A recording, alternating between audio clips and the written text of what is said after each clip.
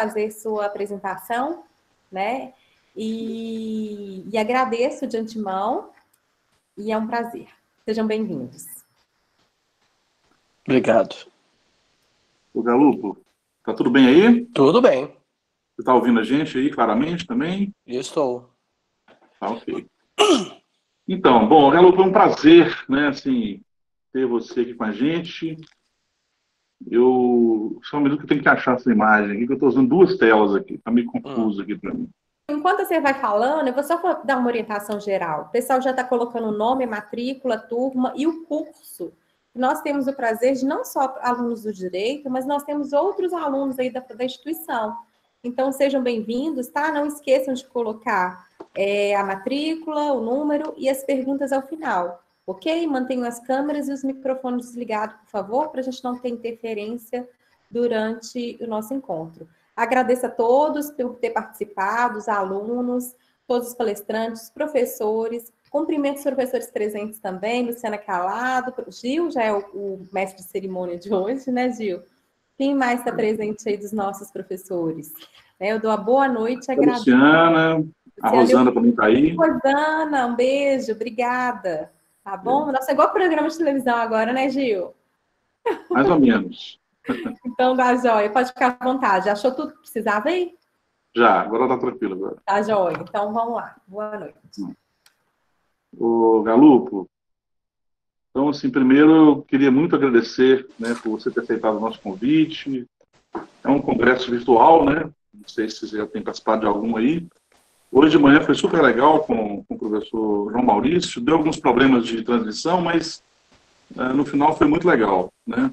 Ele gostou muito de ter participado e vamos ver. Então, assim, estou adicionando o pessoal aqui porque o Google Meet aceita até 250 pessoas, então eu vou adicionando aqui. Uhum. Bom, gente, então, sem mais delongas aqui, eu gostaria de apresentar o professor Marcelo Campos Galupo, né? Ele foi meu orientador no doutorado na PUC Minas, né? Uma pessoa que eu tenho muita estima. Ele é formado pela Universidade Federal de Minas Gerais, tem doutorado, né, em Filosofia do Direito também pela UFMG. Atualmente ele é professor da graduação e pós-graduação, né, mestrado e doutorado, tanto na UFMG quanto na PUC Minas, né. Além disso, é pesquisador, né, e tem vários grupos de pesquisa, tem vários livros publicados também, tem um livro muito bacana sobre impeachment, que infelizmente está esgotado, mas já deve estar aí na terceira edição, já quase saindo, né, Galo? E Sim. É isso. Eu acho que a palestra de hoje é sobre o mundo de amanhã, né, e o novo humano. E aí, Galo, você fica à vontade, nós temos aí até mais ou menos as 8h15, né? Mas você pode preparar um pouco antes, você fica à vontade. Os alunos podem fazer perguntas no final, vão fazer pelo chat, tá? E aí eu vou filtrando as perguntas aqui para você. Ok. Vamos lá. Bom, eu queria agradecer o convite, né? É um prazer estar aqui. Eu vou tentar gastar o mínimo possível do tempo nosso para sobrar o maior tempo possível para o debate. Qualquer exercício de falar como vai ser o futuro é um exercício arriscado, porque o futuro é feito de imprevistos, né? Acho que o João falou sobre isso de manhã, eu acredito, né? Sim. Mas, apesar disso, é próprio da mente humana tentar racionalizar e organizar aquilo que ele não sabe. É interessante, né? Tem uma pensadora do século XII, chamada Hildegard von Bingen. É uma mulher muito importante porque, numa época em que a filosofia era feita só por homens, praticamente, Hildegard era um nome importante. Hoje ela é uma das doutoras da Igreja, que é um título que os papas dão para os grandes teólogos da história. E ela foi a das últimas a receber o título. A Hildegard, no mundo da Hildegard, né, que era um mundo geocêntrico, a Terra estava no centro do universo e todos os planetas giravam em torno da Terra. E o universo era para eles o mundo no qual não ocorria mudança, o mundo da perfeição. O movimento dos planetas é perfeito, tanto que eu posso prevê-los. E por isso era uma tragédia avistar no céu um cometa. O cometa era algo que era fora da ordem, né, da ordem conhecida pelos homens. Ele só foi ser reconhecido como integrante da órbita do Sistema Solar no século XVIII. Mas, apesar de... Então, toda vez que eles viam cometas, eles ficavam apavorados, achando que o mundo ia acabar, né, porque era algo fora da ordem. Mas aí o Hildegard von Bingen escreveu um tratado em que ela usa os cometas para prever o futuro. Então, eu não vou me lembrar aqui dos números, né, mas é algo mais ou menos assim. Se o cometa aparece com uma cauda e a cauda está virada para o leste, isso quer dizer que o rei vai morrer. Se está virado para o leste, mas são duas caudas, quer dizer que nós vamos ser invadidos. Se tiver virada para o oeste, quer dizer que o filho vai matar o rei. Eu não sei se você percebe, Juliana, o que ela está fazendo. Ela está pondo ordem no que é desconhecido. É inerente à nossa mente tentar colocar ordem nas coisas, né? Eu vou tentar colocar um pouco de ordem nas coisas que eu estou vendo. Eu concordo com o João Maurício que seja impossível prever o futuro. Mas, em muitos aspectos, eu já não estou falando mais de futuro. Eu estou falando de coisas que já aconteceram, né? E não estou tentando exatamente prever o futuro, mas organizar as coisas que eu vi. Eu acho que o ponto de partida são dois pressupostos para a gente entender o que está acontecendo com o mundo. O Hobsbawm chamou o século XX de o curto século XX, né? Eu acho que o século XXI foi o curtíssimo século XXI. Muitos intérpretes, por exemplo, a Lilian Schwartz, tem falado que a Covid começou o século XXI. Na verdade, eu acho que ela terminou o século XXI. Acho que o século XXI começou com o ataque às Torres Gêmeas. E daí em diante, o homem criou a ilusão de que ele poderia controlar de uma maneira eficiente as coisas. E a Covid mostrou para ele que ele não tem esse controle que ele imaginava sobre as coisas. Eu acho que uma das consequências que vão decorrer disso é um esforço maior por parte dos governos de controlarem a situação. E daqui a pouco eu vou falar sobre como que eu acho que isso vai impactar sobre nós. Em segundo lugar, a crise do Covid não foi causada pelo Covid. A crise da Covid-19 é causada pela internet, ela tem uma outra causa. A internet é que é a causa. Se nós vivêssemos num outro mundo, como no mundo há 100 anos atrás, as pessoas só tomavam conhecimento do avanço da febre espanhola quando ela já tinha dizimado muitas pessoas, né? A velocidade com que a informação se propaga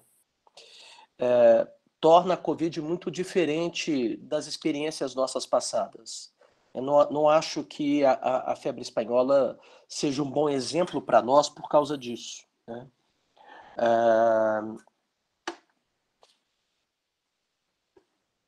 Isso é importante porque muitas pessoas têm falado que a reação do público no Rio de Janeiro, quando a febre espanhola chegou ao fim, foi uma explosão de felicidade.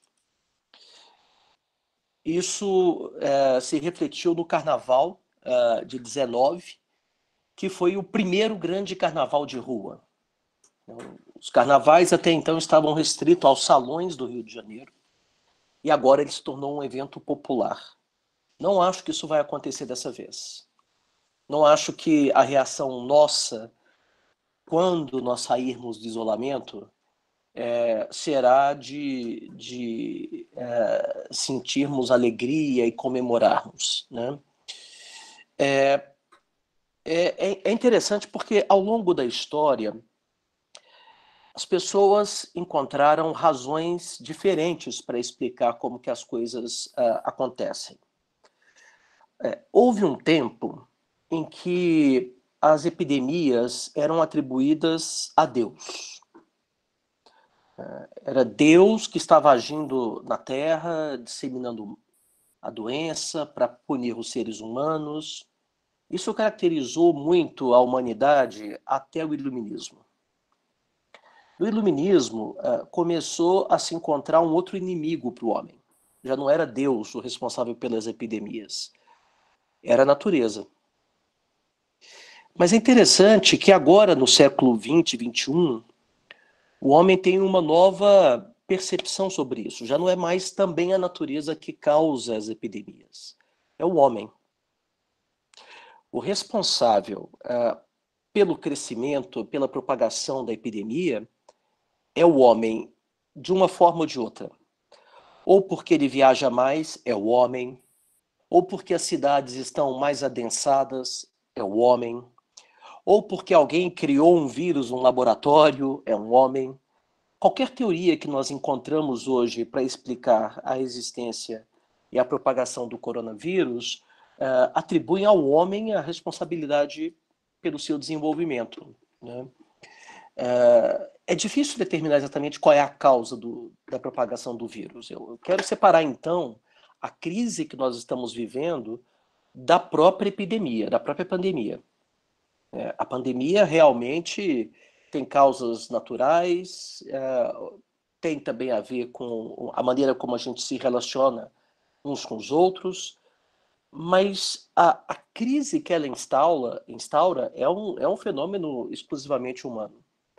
Tem a ver com o modo como a gente está reagindo ao que está acontecendo nesse momento no mundo inteiro.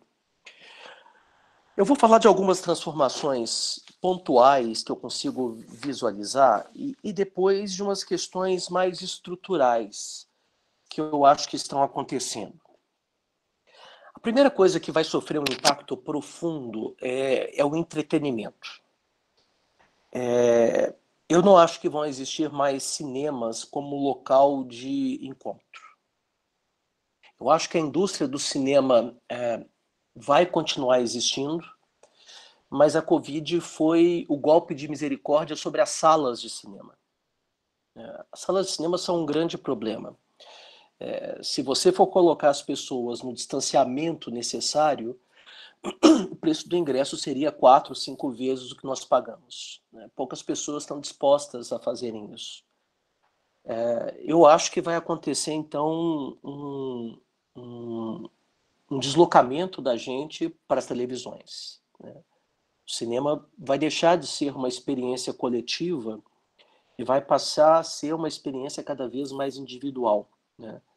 É muito interessante porque o Jean Baudrillard ele fala num dos seus livros sobre isso. Ele fala uma coisa muito interessante, né? Como que houve um momento em que a tecnologia nos uniu. Por exemplo, quando a televisão foi inventada. Na década de 60 e de 70, quem tinha uma televisão só. E quando alguém ligava a televisão, todos se reuniam para ver a televisão. Então a gente tinha uma tecnologia que nos unia num dado momento. Hoje a gente tem uma tecnologia que nos separa. É o micro-ondas. Ninguém precisa mais almoçar no mesmo horário, jantar no mesmo horário. Então a tecnologia do micro-ondas, ela permite que as pessoas que moram numa mesma casa tenham ritmos de vida diferentes e vivam de modo diferente, né? Então, da mesma forma como eu acho que vai ocorrer um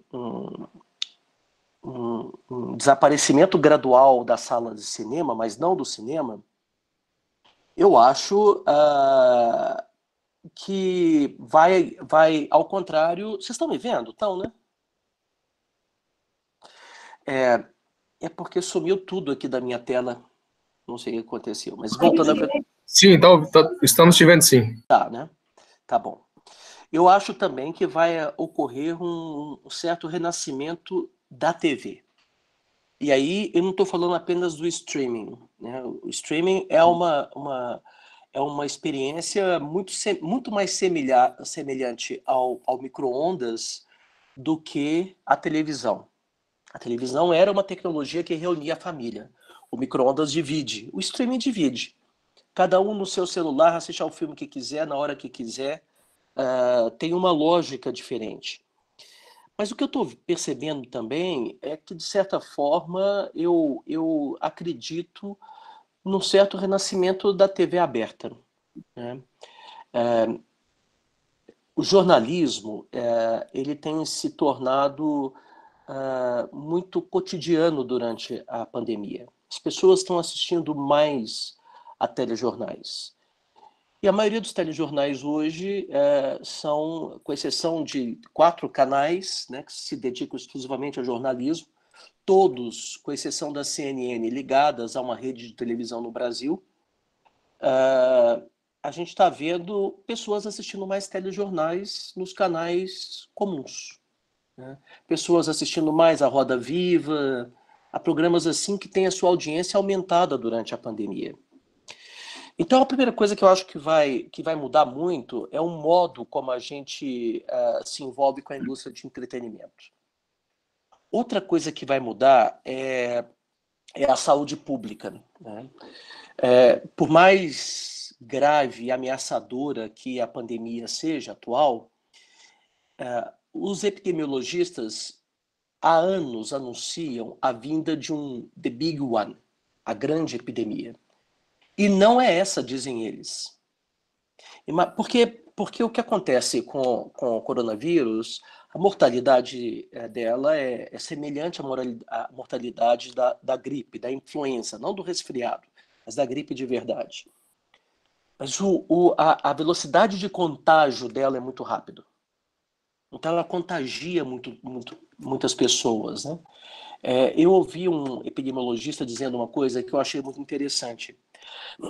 A Covid-19 não é uma doença das pessoas, não são as pessoas que ficam doentes, é o sistema que fica doente. É o sistema de saúde que entra em colapso porque não consegue responder às demandas causadas pela epidemia. Mas, né, é uma doença aparentemente com um grau de letalidade baixo. Ao contrário, por exemplo, do ebola. A ebola tem uma altíssima mortalidade, né? 3/4 das pessoas acometidas com ebola morrem. Imagine uma doença com um grau de dispersão da Covid-19 com a mortalidade do ebola. É isso que os epidemiologistas anunciam há anos que um dia virá, né? A segunda coisa que eu me lembro quando eu penso nessa epidemia, no problema da saúde pública, é uma mudança muito significativa que está ocorrendo de onde vem o modelo. Os países do Ocidente não têm sabido lidar com a doença.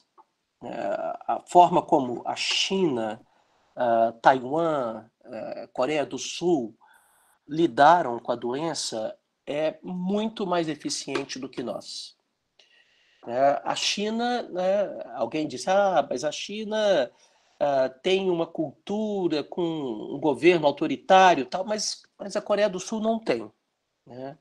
A Coreia do Sul é uma democracia,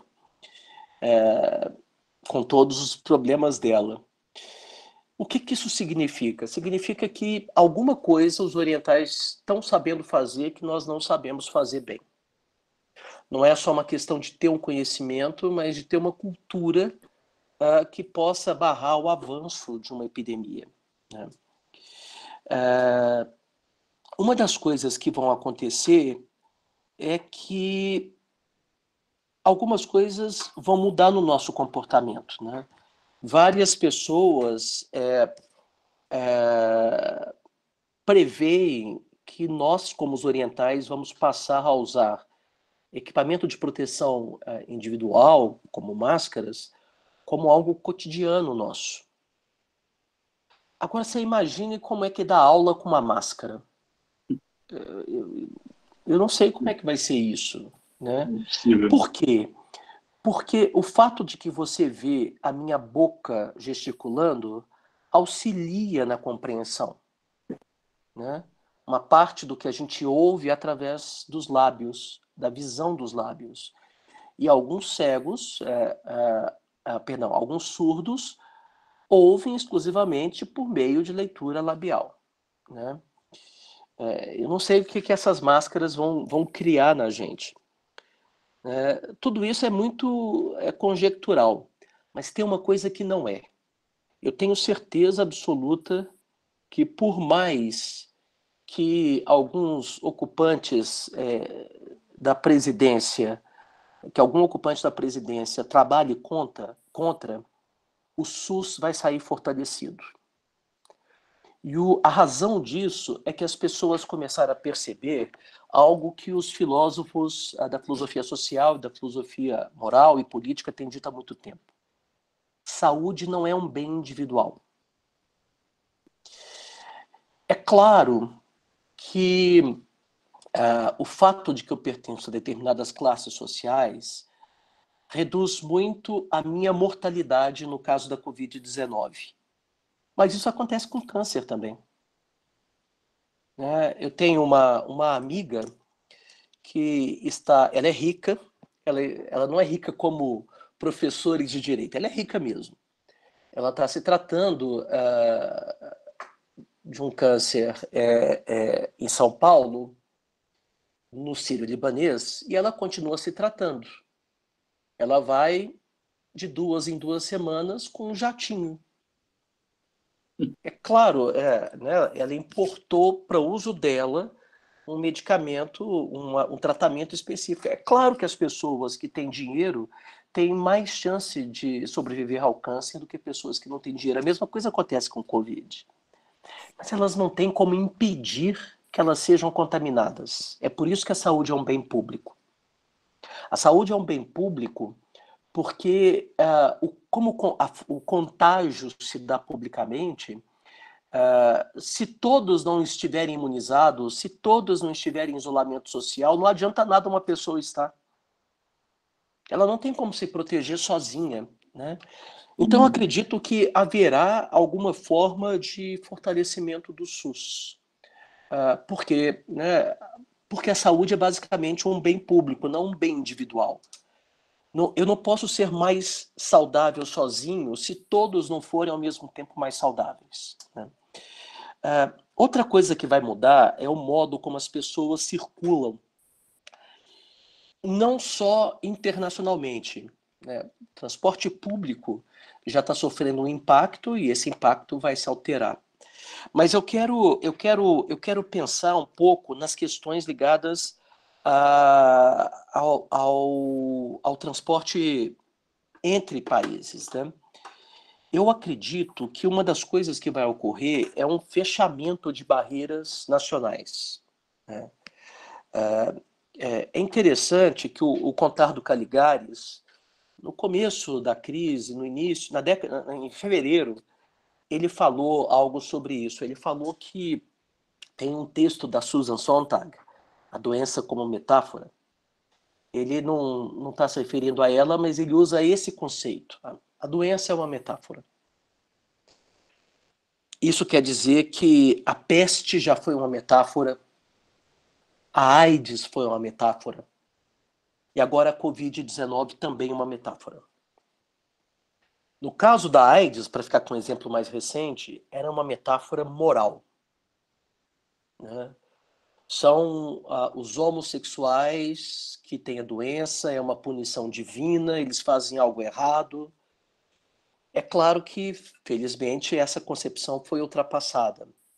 Mas na década de 80, essa era a visão que girava em torno do filme, da AIDS. Tem um filme muito bom, né, para mim parece que foi ontem, mas eu acredito que a maioria das pessoas não assistiram, né? O Juliano deve ter assistido, chamado Filadélfia, né? Com o Tom Hanks.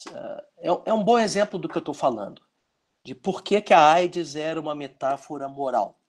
O Contar do Caligares diz que agora a Covid é uma metáfora política. É uma metáfora no sentido do fechamento. político. As barreiras entre os países, o contato físico entre as pessoas, né? Nós devemos sair mais fechados da pandemia do que entramos, né? Eu acredito que é possível até que experiências como a União Europeia sofram com a pandemia, né? Você vai continuar permitindo a circulação de pessoas livremente? Esse é um dos fundamentos da União Europeia, né? É claro que eu quero, deixa eu ver se eu não estou antecipando aqui uma coisa, mas eu vou falar de uma vez. É interessante porque uma das coisas que vai mudar é que... eu vou deixar falar isso depois, melhor. Deixa eu continuar aqui na minha linha. Isso. Por exemplo, uma coisa que vai mudar muito é o transporte público, né? O transporte público, o Uber não tem como substituir o transporte público. Nem as ciclovias. As ciclovias só servem para pessoas jovens. Velhos também precisam se locomover na cidade. E o Uber, ele é viável para quem pode sair do centro com 4 amigos e ir para o campus da UFMG e dividir em um Uber. Obviamente fica mais barato do que cada um pegar um ônibus. Mas para um trabalhador que mora no bairro Eldorado e trabalha em Belo Horizonte, não é viável pegar o Uber. Mesmo o Uber compartilhado, mesmo juntos. Então, o transporte público ele é necessário para que a máquina funcione. Ele não é necessário para os trabalhadores, ele é necessário também para os empregadores. Uma das coisas que ficou muito evidente com a pandemia é como que empregadores e trabalhadores dependem uns dos outros, né? Não adianta nada você ter uma empresa, mas o empregado não conseguir chegar, né? Então, vai ter um impacto também sobre o transporte público e existem dois meios de transporte que vão ser muito impactados, né? De novo, isso tem a ver com a questão do entretenimento. Os navios vão ser muito impactados, né? Os cruzeiros vão ser muito impactados. É uma forma de lazer e de entretenimento comum no hemisfério norte, nos países ricos, né? Mas se mostrou um desastre durante a pandemia, né? Um desastre. Vai ser um grande impacto econômico para essas empresas, como também a aviação, né? Ainda hoje eu li uma matéria sobre como os aviões brasileiros estão colocando carga no lugar das pessoas e transportando carga, né? Mas você pense, por exemplo, em companhias como a Alitalia. A Alitalia, antes da pandemia, no final do ano passado, estava à beira da falência. O governo italiano havia anunciado ano passado que março seria o último mês no qual ele injetaria dinheiro na Alitalia. A Alitalia, não sei se ela vai resistir à pandemia, né? É uma coisa, né? O professor João Maurício recomenda que nós não tentemos prever o futuro, mas eu diria para ele não comprar uma passagem da Alitalia para ir para a Europa ano que vem, né? Eu acho prudente. Outra coisa que vai mudar é a questão do teletrabalho, né? O fato de que nós estamos reunidos aqui é uma prova de que o teletrabalho é possível, né? O Domênico de Masi disse isso recentemente. Ele disse o seguinte: olha, aquilo que eu sempre disse, que o deslocamento para o trabalho era desnecessário, está se provando em muitos casos verdadeiro. Pessoas estão trabalhando de casa, né? E não estão trabalhando menos, né?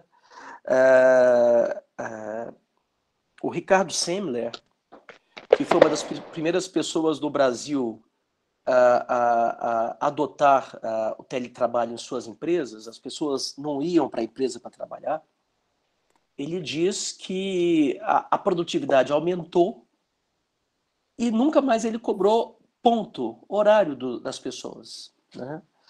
É possível um mundo assim, que é um mundo melhor para a gente. Os cientistas, os biólogos têm atestado que o índice de poluição no mundo inteiro tem caído por causa disso, porque há menos deslocamentos, né? Só que tem um problema aí. A quem é acessível o teletrabalho? Para nós, por exemplo, que estamos na universidade, o teletrabalho é muito bom. Mas eu tenho um primo que está desempregado e trabalhava com Uber. Ele não tem como fazer o teletrabalho com Uber, né? É muito interessante porque isso se reflete também no ensino. A mesma coisa com relação ao trabalho está acontecendo no ensino. Algumas pessoas têm notado que o ensino, chamado regime remoto, tem tornado cada vez mais desigual o ensino. Eu vou dar um exemplo, né? Eu dou aula em 2 universidades e uma, a PUC Minas, adotou o ensino à distância. A UFMG decidiu não adotar o regime remoto e suspendeu as aulas. Eu acho muito pouco provável que a gente volte antes de agosto, né? Sobretudo porque as universidades são os locais mais propensos ao contágio. Por exemplo, no plano que foi anunciado e já abortado em parte pelo Dória, ele previa que a primeira coisa a voltar era o ensino infantil, porque os pais precisam deixar as crianças com alguém para trabalhar. Mas a universidade seria a última coisa a voltar. Então, como é pouco provável que a gente volte antes de agosto, eu acho que será muito difícil repor as aulas na UFMG. Sim. A PUC, ao contrário, optou pelo regime remoto. Só que a PUC, por causa da visão espetacular de um reitor há 20 anos atrás, Padre Geraldo Magela, tem um sistema de ensino à distância muito desenvolvido. Muito desenvolvido. Ela já tinha cursos de graduação, cursos de especialização, disciplinas de graduação e, inclusive, mestrado inteiro à distância. Mestrados na área de ensino. Uhum. Então, a PUC tinha uma tecnologia e um know-how que, por exemplo, a UFMG não tem. Eu fico... é claro que é diferente. Eu fico vendo, por exemplo, os meus filhos que estudam em escola particular e estão tendo aula. Os alunos da rede pública não estão tendo aula. Sim. Né? Então, é a mesma coisa com o teletrabalho. Ele não é acessível a todos. Né? Você depende de internet, você depende de recursos. Né? Uma pergunta que geralmente as pessoas me fazem é sobre quem vai ganhar.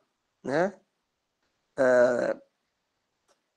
Eu costumo dizer, quem vai ganhar politicamente com o que está acontecendo no Brasil?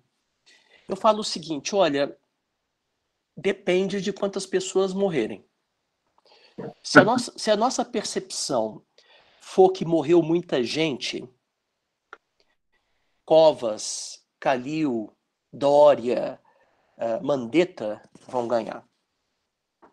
Se ao contrário a gente tiver a percepção de que morreu pouca gente, quem vai ganhar é o Bolsonaro. Essa percepção ela não é objetiva. Ela não é medida em quantas mil pessoas morreram. Ela é medida subjetivamente. Se eu for capaz de nomear alguém que morreu pela Covid-19, isso quer dizer que ela está muito próxima. Eu sinto ela como muito próxima. Se eu puder falar assim, olha, eu não conheço o João, mas o João é o marido da Maria que trabalha aqui em casa e ele morreu, está muito próximo de mim. Se eu puder dar um nome às pessoas que morreram, não Aldir Blanc, não, mas pessoas próximas do nosso círculo, a percepção é de que terá morrido muita gente, né? Eu não sei se vamos chegar a esse ponto, né, de falarmos que temos pessoas próximas a nós que morreram. E aí eu acho que o capital político de Bolsonaro corre o risco de aumentar também, se isso acontecer. Se a percepção nossa foi que morreram poucas pessoas. Outra coisa que eu acho que vai ser afetado é o meio ambiente. O meio ambiente vai ser afetado porque ainda não está certo e aí eu estou falando negativamente. Positivamente eu já falei. É possível que haja uma redução da poluição e que isso seja benéfico a todos. Mas é possível também que outras espécies sejam contaminadas e, ao contrário de nós, não sejam tratadas, e isso pode ser muito grave, né? Eu não sei qual foi o destino, mas os grandes felinos de um museu, de um zoológico no Bronx, em Nova York, foram contaminados pela Covid, né? Isso é um mau sinal, né? Esse contágio entre espécies pode levar ao extermínio de determinadas espécies que correm risco de extinção. Mas além dessas transformações mais pontuais, eu acho que existem transformações mais estruturais que vão acontecer conosco daqui para frente. Por exemplo, será que a gente vai se tornar uma sociedade mais solidária ou mais egoísta?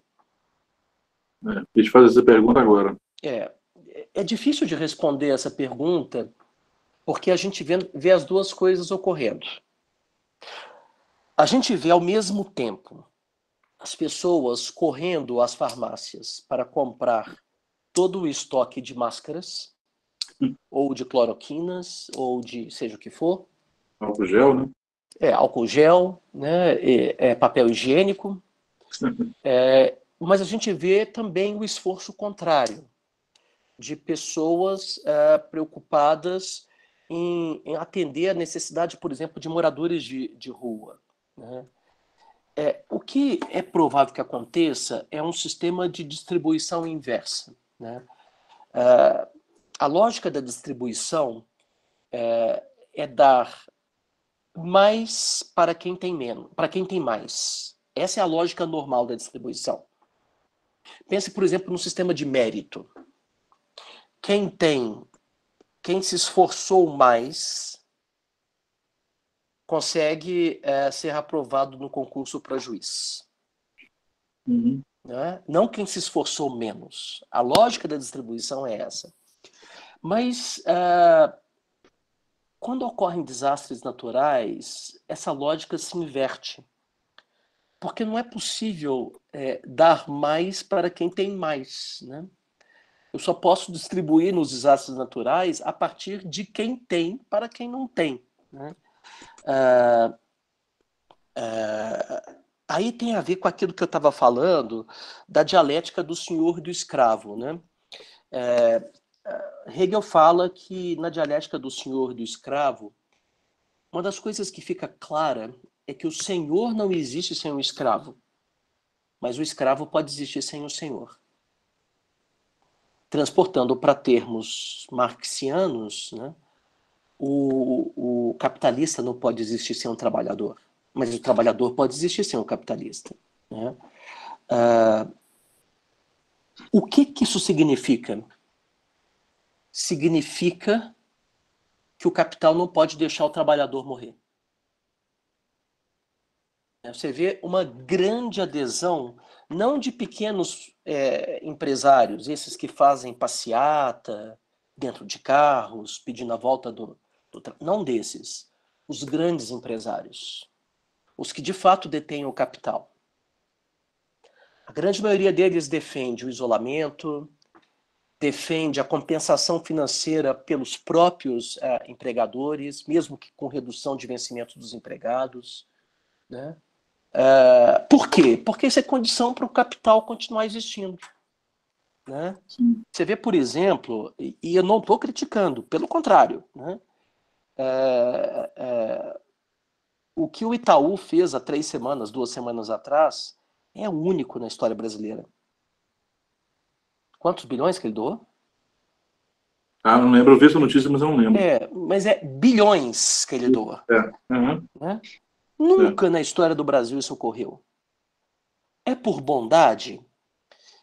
Quando a gente fala nessas coisas, fica parecendo que a gente fica pensando que o capitalista é um diabo com um tridente, que ele fica maquinando as coisas. Não é isso. Eu, de fato, acredito que os banqueiros, pessoalmente, sejam boas pessoas, do ponto de vista moral. Sim. O problema é o sistema, é a moral do sistema. Acredito que, de fato, os banqueiros são movidos pessoalmente por intenções boas. Mas quando eles entram como engrenagens do sistema, eles agem motivados por interesses que são do sistema, né? A doação feita pelo Itaú é um exemplo disso. É um exemplo de que o capital sabe que precisa do trabalhador para sobreviver, né? E vai fazer o possível para sobreviver, Marx sempre diz isso, nas piores condições possíveis, os trabalhadores. Então, assim, eu não vejo necessariamente um aumento da solidariedade como sendo uma resposta moral, mas eu vejo ela um pouco como uma resposta econômica. De repente, nós estamos nos dando conta de que o sistema é um conjunto de engrenagens e que um precisa do outro, né?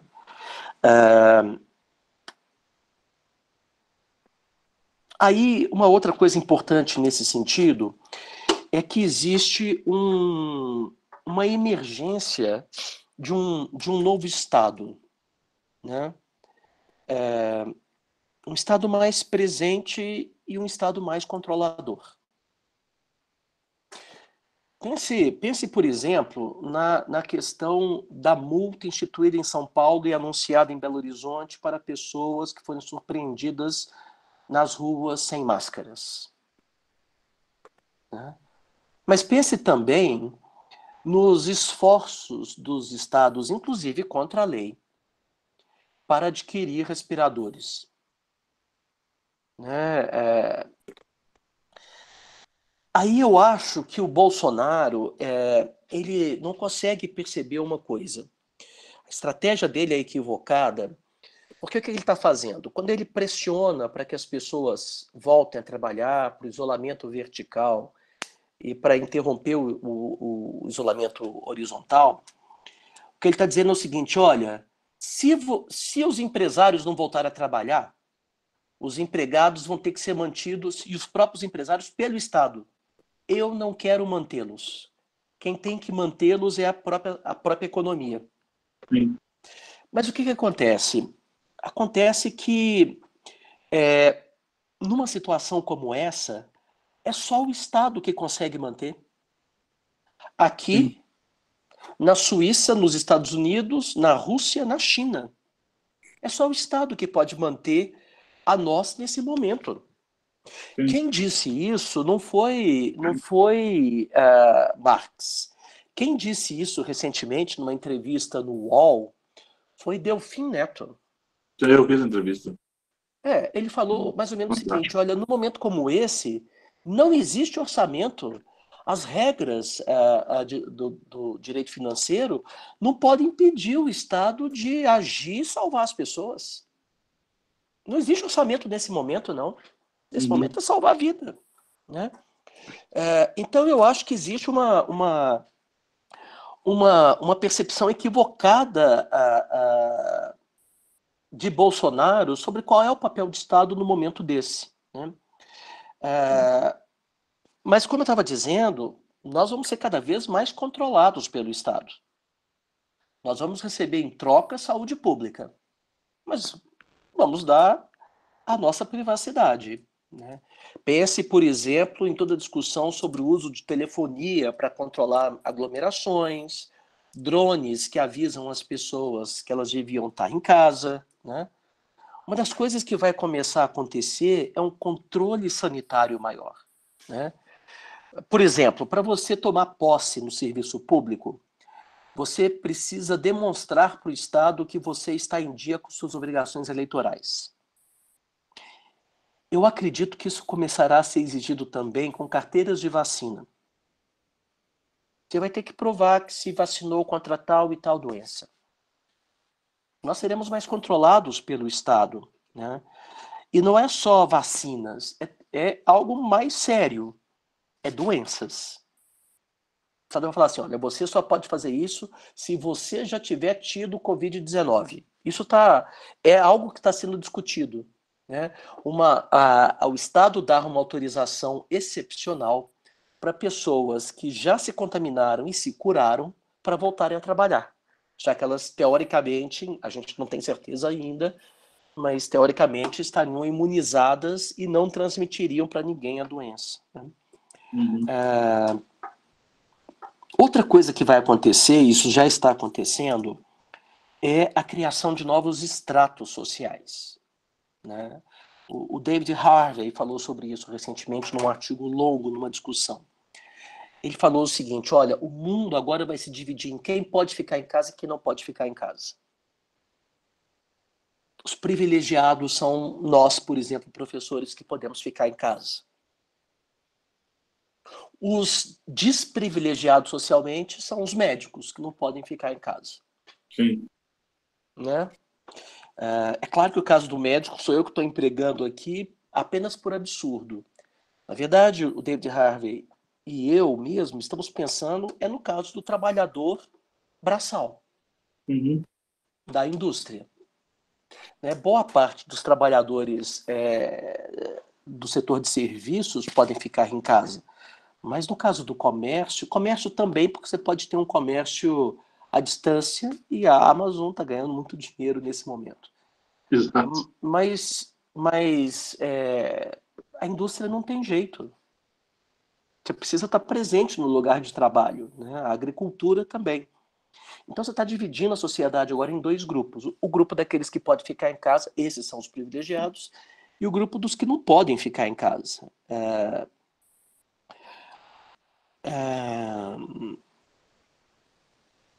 O que mais? Não sei qual vai ser o destino do emprego, né? Acho que trabalho vai continuar existindo.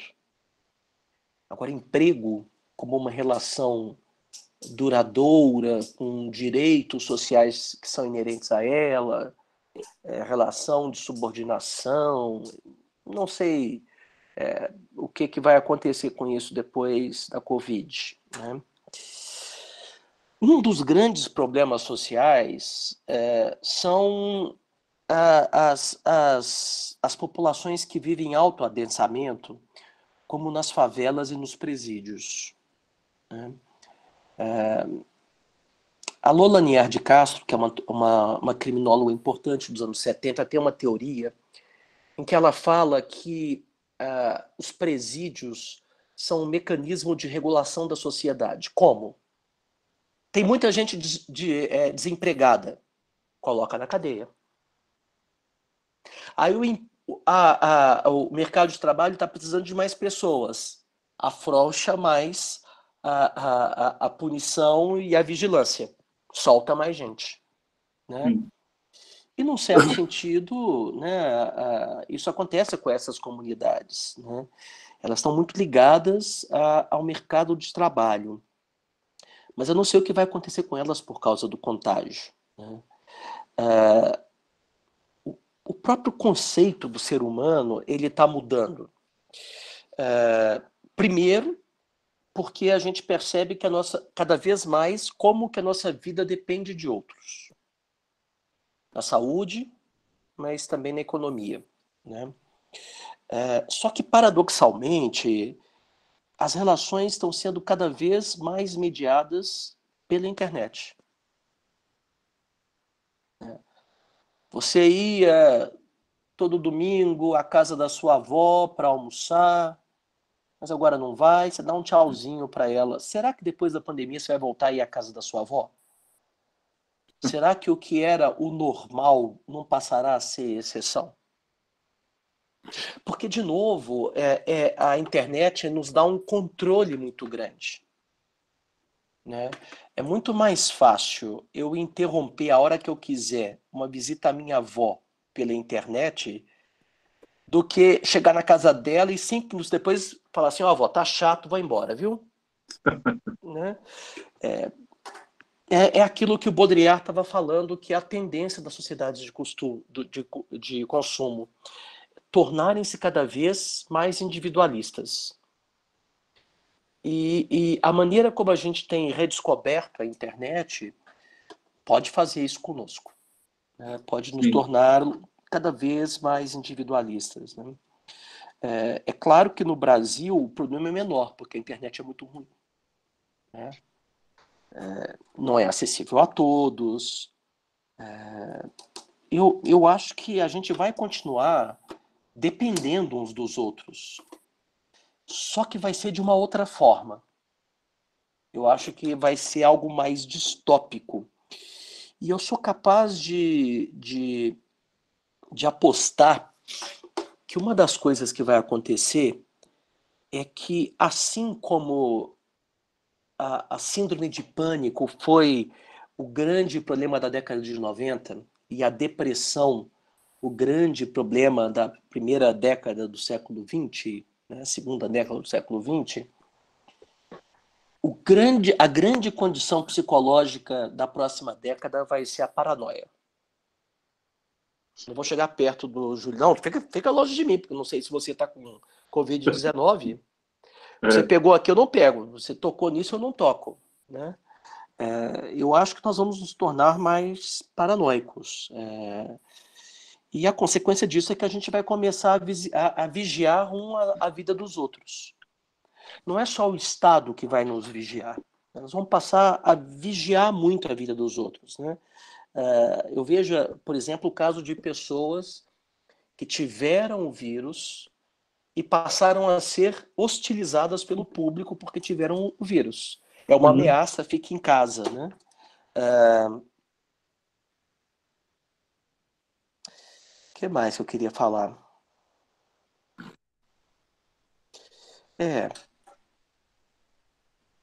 Outra coisa que está acontecendo, e eu noto isso muito claramente, é que cada vez mais a gente vai ser tomado por um ageísmo. Né? Uma caracterização de que a velhice é uma coisa ruim. Os velhos são economicamente não produtivos, não fazem parte da engrenagem do sistema e são um problema, porque adoecem facilmente e morrem.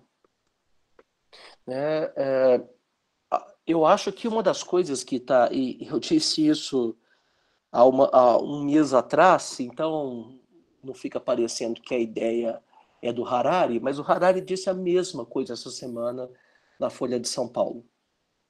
Harari disse que a tendência é que nós comecemos a ver a doença, a morte, como um defeito técnico, que não devia acontecer. E a velhice também.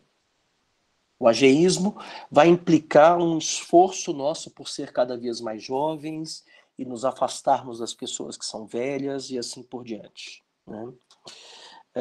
Vai ser mais difícil envelhecer, cada vez mais. Né?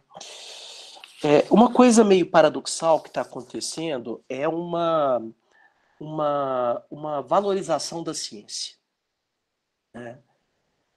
Pela primeira vez, o grande público posiciona-se publicamente do lado da ciência contra as formas de obscurantismo. Mas eles não se dão conta que existe uma consequência disso. A consequência é que nós vamos passar a ser governados pela ciência. Né? Veja, por exemplo, o discurso dos políticos.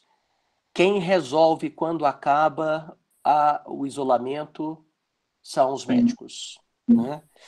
Note, né, eu falei muita coisa contra o Bolsonaro, mas eu tenho que admitir que, ainda que ele não saiba o que ele está falando, existe algo que ele fala que tem a ver com isso. Né?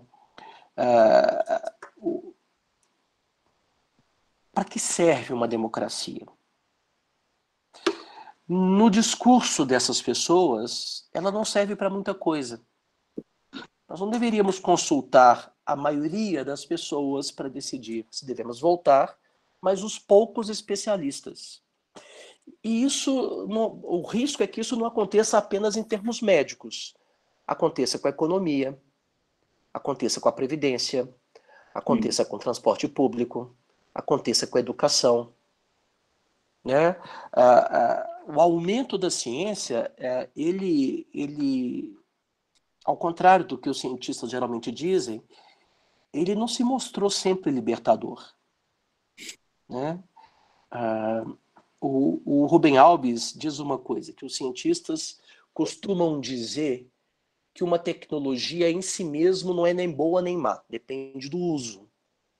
A tecnologia atômica, por exemplo, nuclear em si não é nem boa nem má, depende do uso que você faz dela. Se você fizer um aparelho de radioterapia, é bom. Se você fizer uma bomba nuclear, é mal. Sim. Aí o Rubem Alves fala assim, dizer isso é como dizer que um bolo é bom em si mesmo, depende de quem come. Né? Então, eu acho muito perigoso o golpe que está sendo dado nas ciências humanas em termos de financiamento de pesquisa, por exemplo, no CNPq. Sim. O CNPq já anunciou que nos próximos 4 semestres, se eu não me engano, não haverá novos financiamentos na área de humanidades. Né? As humanidades são um contraponto importante exatamente para que nós não sejamos controlados pelos cientistas. Existe alguma alternativa para essas coisas que eu vislumbro? Acho que sim. E acho que a alternativa é a simplicidade. Eu acho que a pandemia ela nos convida a, de alguma forma, sermos mais simples, vivermos uma vida mais simples. De repente, a gente começa a avaliar o que realmente é importante na vida da gente. Né? Nos anos 70 e 80, houve um movimento na Europa chamado de decrecionismo. 2 nomes importantes, é um teólogo chamado Jacques Ellul, e um escritor, um sociólogo chamado Gortz. Qual que é o argumento deles? O argumento deles é o seguinte: os recursos, a natureza, não os recursos, mais do que isso, a natureza é finita. A quantidade de ouro que existe no mundo, a quantidade de petróleo que existe no mundo é finito. Mas o capitalismo tem uma lógica de crescer cada vez mais. Essas 2 lógicas não são compatíveis. Nós temos que começar a pensar num decrescimento econômico. Sim. Para haver um decrescimento econômico, é preciso haver também uma vida mais simples. Né? Por exemplo, uma coisa que vai ser impactada, eu já falei sobre isso, é que é possível que durante algum tempo, não muito tempo, mas algum tempo, nós nos movimentemos menos.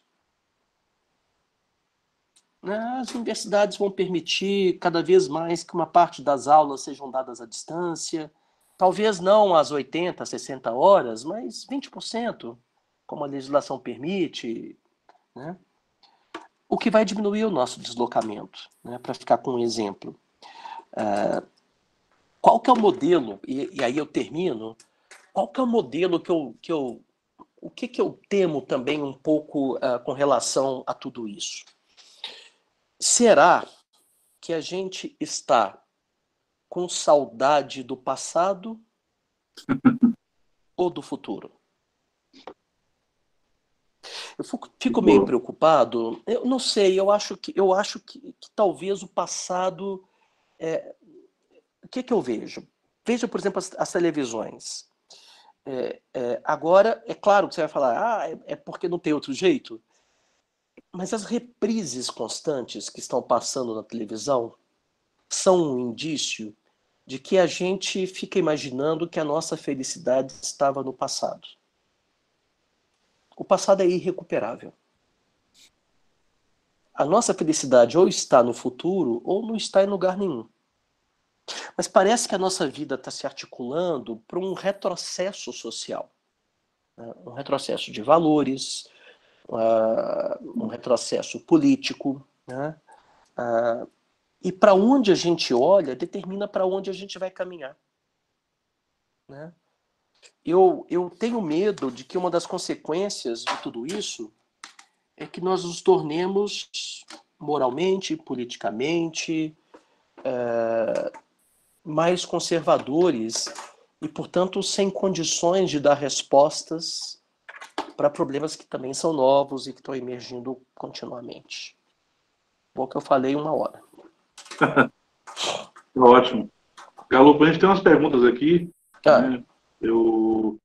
Primeiro, você viu um texto do Byung-Chul Han, que saiu no El País? Vi. Sob controle? Sobre o coronavírus hoje e o mundo de amanhã. Ele falou que o Zizek afirmou que o vírus deu um golpe no capitalismo, né? E ele evoca um comunismo obscuro. E o Byung-Chul Han discordou do Zizek. Né? Você acha que o Zizek tem uma certa razão nisso ou não? Acho que não. Não, né? Não. Espero que não, né? Acho que não. Ele fala muito desse estado policial digital da China. Não. Quem fala é o Byung-Chul Han. Isso. Não, mas eu acho que ele está certo. Sim. Acho que o Zizek não tá correto. Eu acho que a nossa vida será cada vez mais controlada. Sim. Né? Bom, tem algumas perguntas dos alunos aqui. Deixa eu ver se eu consigo recuperar aqui.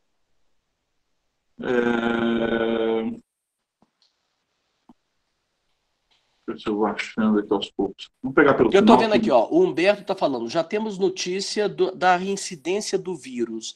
Na verdade, a gente não sabe o que aconteceu, e os médicos ainda não sabem explicar o que é a reincidência. Sim. Pode ser que a pessoa não tivesse curado, pode ser que ela não tivesse a doença originalmente, né? E pode ser que seja uma reincidência. Existem vírus aos quais nós estamos sujeitos à reinfecção e vírus aos quais nós não estamos sujeitos à reinfecção. O influenza, por exemplo, nós estamos continuamente sujeitos à reinfecção do influenza por causa da mutabilidade dele.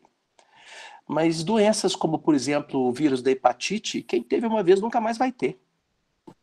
Né? E a gente conhece pouco ainda o coronavírus para saber exatamente como que ele se comporta.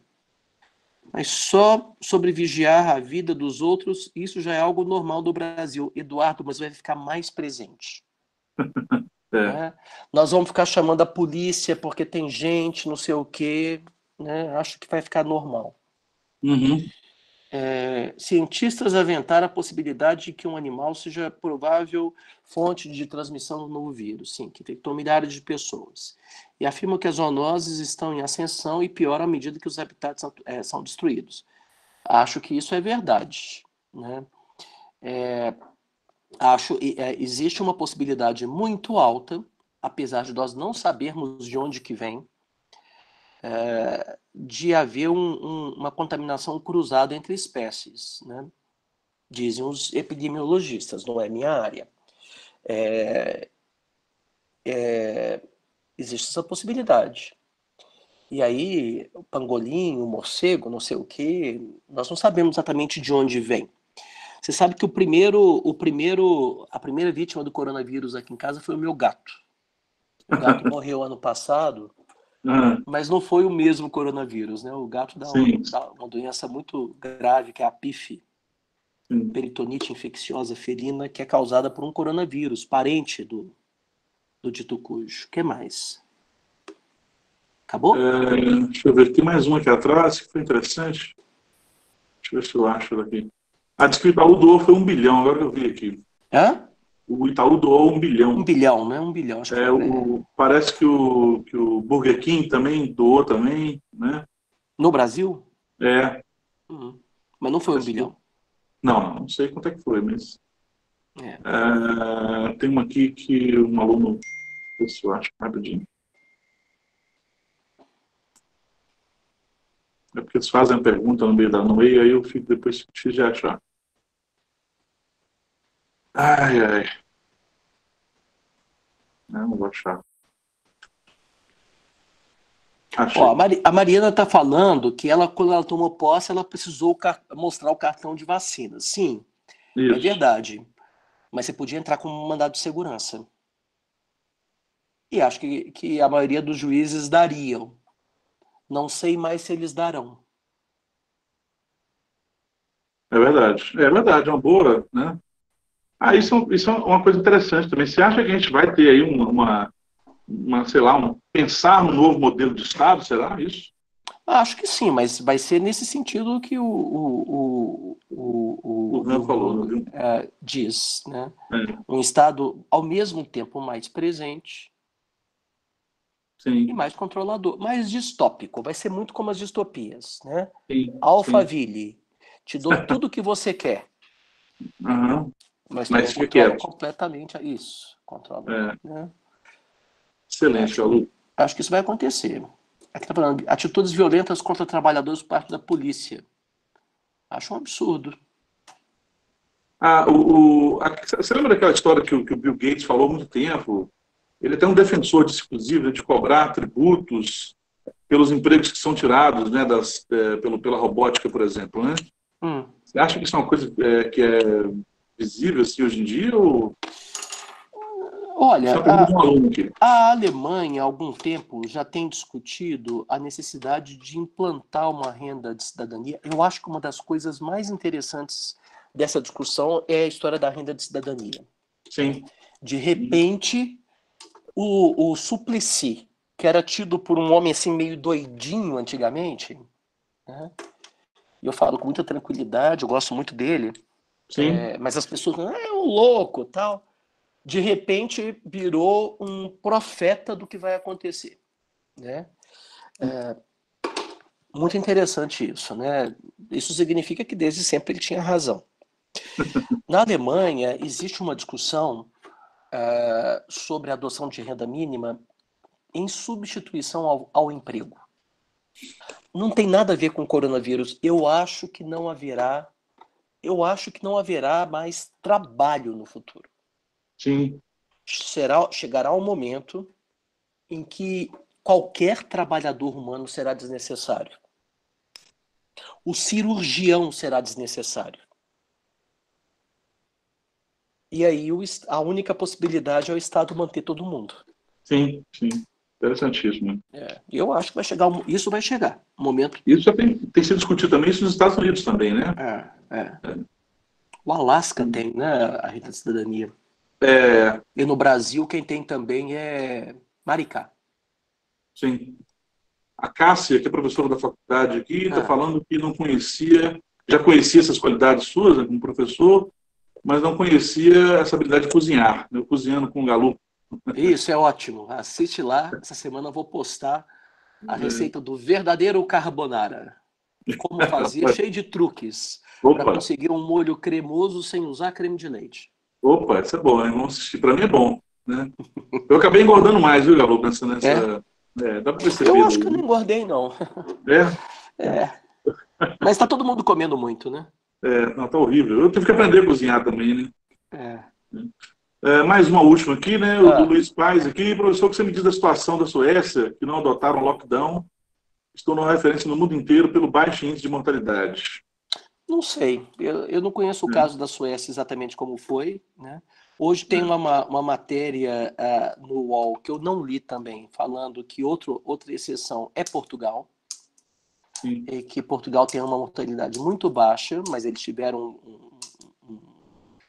poucos lugares tiveram lockdown, né? A maioria dos Aham. países tiveram um isolamento mais restrito, menos restrito, mas eu não conheço bem o caso da Suécia.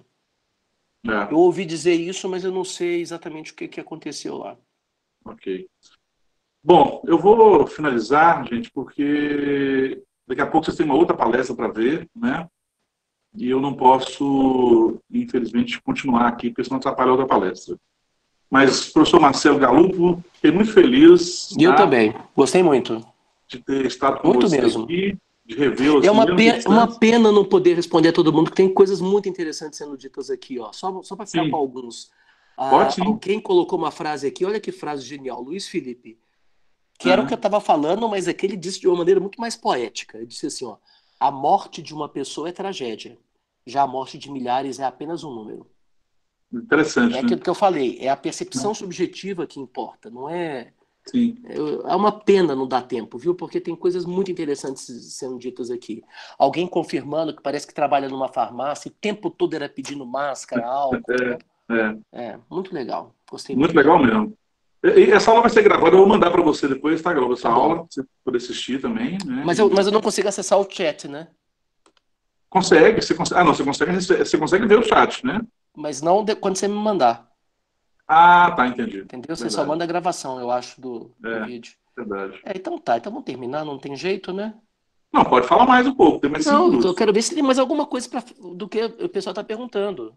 Pode ficar à vontade aí, tem 5 minutos. Ah, a Camila tá falando que tem como mandar o chat também. Ela disse Ah, aqui. tem? Ela disse que Ah, sim. legal. Legal. E certamente ela sabe mais do que a gente. Deve saber. Tá todo mundo confirmando que tem. Então, beleza. Tá bom, gente. Obrigado, viu? Foi muito bom. Gostei muito. Acho que o chat fica salvo, é isso mesmo que tá aqui. Tá bom. O Galo, brigadão mesmo, Eu que cara. agradeço, viu, Foi um Juliano? prazer mesmo. Fiquei feliz em revê-lo, mesmo que a Eu também fiquei distância, feliz. né? Tá bom. E é isso. Alunos, agradeço muito a presença de vocês. Hoje nós chegamos a 200 e quase 30 alunos aqui presentes, né? Muito bom. Quase que a gente comprometeu o sistema, que ele aguenta 250, né? E a sua fala não deu problema nenhum, viu, Galo? A do João deu vários problemas. Não, mas aí a culpa não é do João nem sua. É do É. lugar que ele tá. Ele não tá na capital, ele tá na casa lá, que ele chama de aldeia, que é um condomínio lá. Entendi. E a internet não deve ser tão Entendi. boa como em Recife, né? Entendi. Mas muito obrigado. Eu que agradeço. A Rosana participou aqui também, uma professora nossa, que eu gosto muito dela, mandando um abraço para você. Outro abraço para ela. Tá? Galo, então é isso. Muito obrigado. Obrigado, gente. Boa noite para você, Galo. Para vocês também. Obrigado, viu, pelo convite. Gostei muito. Tchauzinho. Até mais.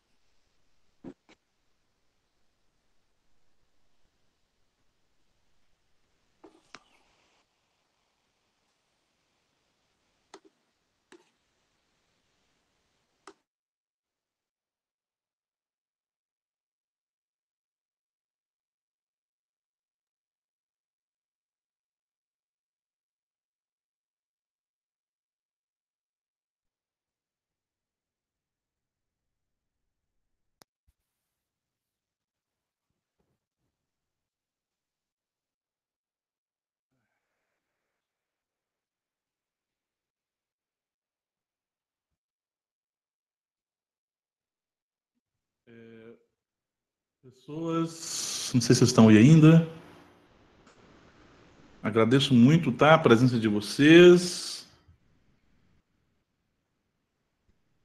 Muito feliz mesmo com a participação de vocês, com as perguntas. Eu vou enviar para o Galupo isso aqui, e aí, de repente, ele também dá uma outra resposta um pouco mais específica para vocês aí, tá?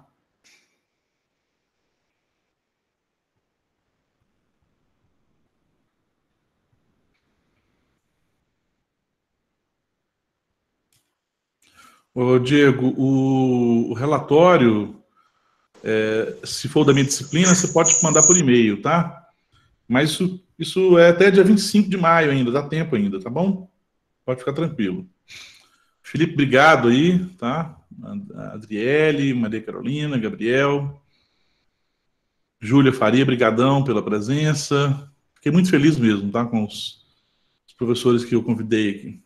Eu, infelizmente, não pude ver as outras palestras, né, mas fiquei muito feliz.